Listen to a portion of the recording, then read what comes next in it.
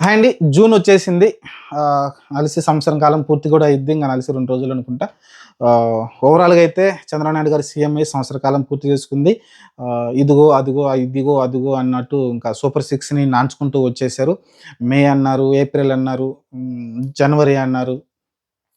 అన్నీ పోతూ వచ్చినియి. అన్నీ పోయి ఫైనల్‌గా అయితే జూన్‌లోకైతే అడుగుపెట్టాం. జూన్‌లో అయితే చేస్తామని చెప్పారు. అమ్మ అమ్మ తల్లికి వందనం కావచ్చు, రైతు భరోసా కావచ్చు. వీళ్ళైతే చూద్దాం మరి ఏం జరగబోద్దో. ప్రస్తుతానికైతే సూపర్ సిక్స్ నుంచి ఒక్కటంటే ఒక్కటి కూడా అమలు కాలేదండి. అదేదో గ్యాస్ సిలిండర్ ఇచ్చిరనుకుంటాను. దీపం పథకం కింద దివాళీకి అనుకుంటా ఇచ్చారనుకుంటా. దీపావళి టైంలో ఇచ్చారనుకుంటా. అంతకు మించి సూపర్ సిక్స్ నుంచి ఒక్క పథకం అంటే ఒక్క పథకం కూడా ప్రజలకైతే సంక్షేమం ఇవ్వలేదండి. క్లియర్‌గా ఏదైతే అర్థమవుతుంది. అలానే ఇప్పటికే ఈ సంవత్సర కాలంలో దాదాపు 1,50,000 అప్పైతే చేశారండి. మరి 1,50,000 ఎక్కడ పెట్టారు ఈ డబ్బులు తీసుకెళ్లారంటే తెలీదు. రోడ్లయితే కొన్ని వేస్తున్నారు కనబడుతున్నాయి కళ్ళ ముందైతే. రోడ్లయితే కొన్ని కనబడుతున్నాయి కళ్ళ ముందైతే. దానికి 1,50,000 అంటే కొన్ని సెంట్రల్ గవర్నమెంట్ ఆధ్వర్యంలో ఉన్నాయి. కొన్ని ఈళ్ళు పర్సనల్‌గా కొన్ని ఏస్తున్నారు. మరి వీటిల్లో ఎన్ని మరి మొత్తం డబ్బులన్నీ మరి అమరావతికే డైవర్ట్ చేస్తున్నారా అనేది అర్థం కావట్లేదు. మరి ఎక్కడికి డబ్బులు తీసుకెళ్తున్నారైతే క్లారిటీ లేదు. ఎందుకంటే పోలవరానికి డబ్బులు పెట్టరు. ఎందుకంటే అది జాతీయ ప్రాజెక్టు. దానికైతే రూపాయి కూడా ఈళ్ళు ఖర్చు పెట్టే అవకాశం లేదు. మరి అలాంటప్పుడు అలానే అమరావతి సెపరేట్‌గా డబ్బులు గూడా కేటాయిస్తా ఉంది కేంద్ర ప్రభుత్వం. ఆల్రెడీ హామీ ఇచ్చారు. వీళ్ళే చెప్పారు 40,000 ఎంతో ఇస్తారని జెప్పారు. కాబట్టి మరి ఈ 1,50,000 ఎటు పోయినాయనేది క్లారిటీ లేదండి. ప్రస్తుతానికైతే మరి ఏం జేస్తున్నారనేది. సూపర్ సిక్స్ అమలు చేయటం లేదు. అలానే జగన్మోహన్ రెడ్డి అలానే వాళ్ళైతే ఈ 4 తారీఖు నమ్మక ద్రోహం పేరు మీదైతే బాబు సంవత్సరం పాలనలో నమ్మక ద్రోహం అనే పేరుతోటైతే వాళ్ళైతే ఒక ధర్నాలు ఇంగైతే రాస్తారోకోలైతే చేయబోతున్నారు. ఈ ఎఫెక్ట్ ఖచ్చితంగా ప్రజల్లో అయితే మార్పైతే వస్తుందనుకుంటా నేనైతే. ప్రజలు ఆల్రెడీ గ్రహించేశారు. అలానే గవర్నమెంటోళ్ళు కూడా లాస్ట్ టైమ్ ఎక్కువ మంది సపోర్ట్ చేశారు టీడీపీ కూటమికైతే. ఆహ్, ఆహ్, ఓట్లు కూడా ఏయడం చూసాం. కానీ వాళ్ళకి కూడా పెద్దగా ఒరిగిందేం లేదు. ఈరోజు వాళ్ళే బాధపడతా ఉన్నారు. ఇలా రకరకాలుగా అయితే కూటమి ప్రభుత్వం సంక్షేమ విషయంలో పూర్తిగా ఫెయిల్ అయిందండి. దీన్ని ఎవడు ఎంత చెప్పినా సరే నేనైతే ఖచ్చితంగా ఒప్పుకోను. డబ్బులు లేవు, అయి లేవు, ఇయి లేవు. అంత కరోనా టైంలో కూడా జగన్మోహన్ రెడ్డి తీసుకొచ్చి డబ్బులైతే పంచడం చూసాం. మీరు ఆ డబ్బులు లేవన్నప్పుడు ఆల్రెడీ డబ్బులు సృష్టిస్తామని జెప్పాడు. సంవత్సరం అయిపోయింది. ఎక్కడ ఏమొచ్చినియి, ఏం ప్రాజెక్టులొచ్చినియి, ఏం సృష్టిస్తారనేది అర్థం గావట్లేదు. 2014 నుంచి 2019 వరకు వీళ్ళే పరిపాలన జేశారు. మరి అప్పుడు ఒకవేళ వాళ్ళు ఫ్యాక్టరీలో అయన్నీ తెచ్చుంటే, ఈ టైంకి అయన్నీ డబ్బులు అవుతూ ఉంటాయి గదా! అప్పుడు ఏం చేయలేదు. ఇప్పుడు ఏం జేయరు. ఈ 5 సంవత్సరాలు కూడా ఎలానే గడిచిపోద్ది నాకు తెలిసి క్లియర్‌గా అర్థమవుతుంది.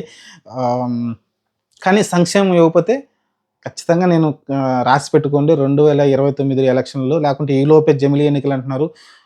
ఒకవేళ వచ్చాయనుకుంటే ఎలక్షన్‌లొస్తే మటుకు ఎట్ట ఓడగొడతారంటే అట్ట ఓడగొడతారండి. ఎందుకంటే ఈళ్ళు కూటమి ధైర్యంతో ఉన్నారు. పవన్ కళ్యాణ్ ఓట్లు ఎటు పోవు లేకుంటే బీజేపీ మనకు సపోర్ట్‌గా ఉంది కేంద్రంలో అని అనుకుంటున్నారు. అట్లేముండదండి. అదంతా మారిపోతుంది. ఆటోమేటిక్‌గా మారిపోతుంది. ఎందుకంటే 40% ఓట్లు జగన్మోహన్ రెడ్డి దగ్గర ఉన్నాయి గాబట్టి, ఆయన సొంతంగా ఉన్నాయి. 40% వీళ్ళు కూటమి గెలిస్తే ఎన్ని ఓట్లొస్తున్నాయి.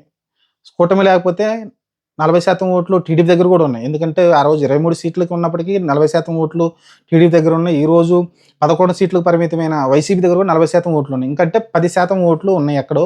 ఆ ఉన్న 10% ఓట్లు 6, 7% జనసేన దగ్గరున్నాయి. మిగతా 3, 2% ఆహ్, ము కాంగ్రెస్ దగ్గర కొంచెం, బీజేపీ దగ్గర కొంచెం, సిపిఐ మిగతా పార్టీల వాళ్ళ దగ్గర కొంచెం కొంచెం అయితే ఉండడం చూసాం మనమైతే. మరి ఆ ఓట్లు ఇటు రావాలంటే పూర్తిగా పడతాయంటే క్లారిటీ లేదు.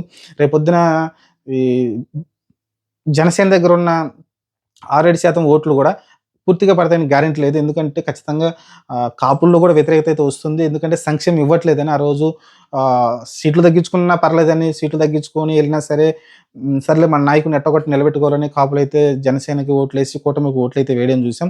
కానీ ఈసారి ఏం చేస్తారంటే చెప్పిన మాట నిలబెట్టుకోలేదు గాబట్టి ఖచ్చితంగా ఇది పవన్ కళ్యాణ్‌కి పెద్ద దెబ్బవుతుంది. ఆయన ఓట్ షేరింగ్ గూడా పడిపోతుంది. ఓట్ ఏదైతే ఉందో అది పడిపోతుంది. అంత ఈజీ కాదు 2029 ఎలక్షన్‌లో గెలవటం అంటే. ఈ సంక్షేమం చేయకుండా, ఏమి చేయకుండా వాళ్ళనుకోవచ్చు. సంక్షేమం జేసి జగన్మోహన్ రెడ్డి గెలిచాడా 11 సీట్లకు పోలేదని. అక్కడ ఓట్లు వేసింది సూపర్ సిక్స్ చూసే ఓట్లేసారు తప్ప, సూపర్ సిక్స్ జగన్మోహన్ రెడ్డి కన్నా ఎక్కువ సూపర్ సిక్స్‌లో డబ్బులిస్తారని మభ్యపెట్టారు, మాయ జేశారు.